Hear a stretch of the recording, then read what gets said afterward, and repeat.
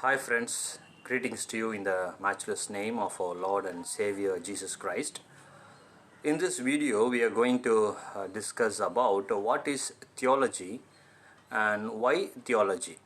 Okay, so this word theology comes from two Greek words. It is a combination of two words, theos and logos. The word theos means God and the word logos means word or study or discourse. So hence the word theology means study about God. See, it is a very brief or a very big subject, or there are very many branches in that theology. Maybe in another video we'll be discussing about the different branches of theology, but for today we just want to know, we just will know about the meaning of the word theology. That means study about God. Okay, so the next question comes, why we need to study about God, why we should study theology. See, I'll be giving 3 points, then I'll explain. First is revelation, second is fellowship, third is change.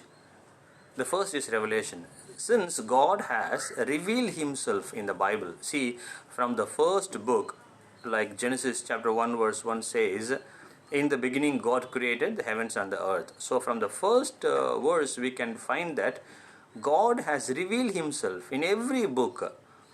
Some say that in the book of Esther only we can find that there is no word of no word God in the book of Esther. But even in the book of Esther we see God's dealing with the people of Israel.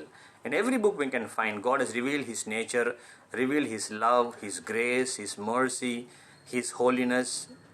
Everything he has revealed about himself, like he is a triune God. He has revealed that also.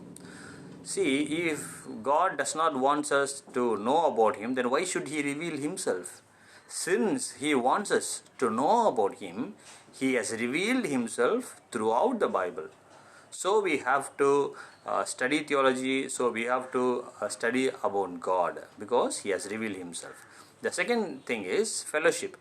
When I say fellowship, without knowing about the nature of God, without knowing about him, we can't have a fellowship with him. For example, let me say, if a husband and wife are staying in one family, if the husband does not know anything about the wife, maybe her likes, her dislikes, when she will be happy, when she will be sad, that if he does not know anything about her, there will not be any peace in the family, there will not be any joy in the family, they can't live peacefully, they can't have fellowship.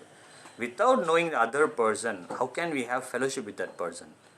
For example, if you does not know that God is a holy God and he is a jealous God, you will be keep on committing sin and you will be thinking that God will forgive me. Not like that. If you know that God is a holy God, then you will live a holy life. Then you will live a life that is pleasing him. So if you want to know, if you want to have fellowship with God, definitely you must learn about him, definitely you must know about him.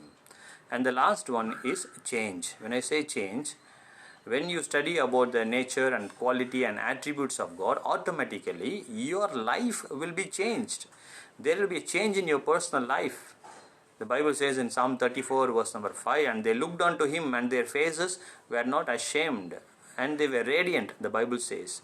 When you keep on looking about God, when you see him, when you learn about him, his quality will become your quality. His grace will come upon you. His holiness will come upon you.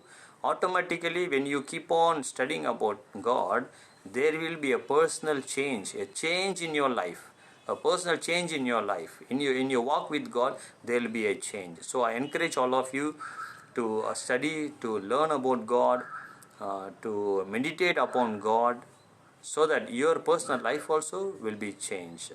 Thank you friends for watching this video. God bless you. Bye bye.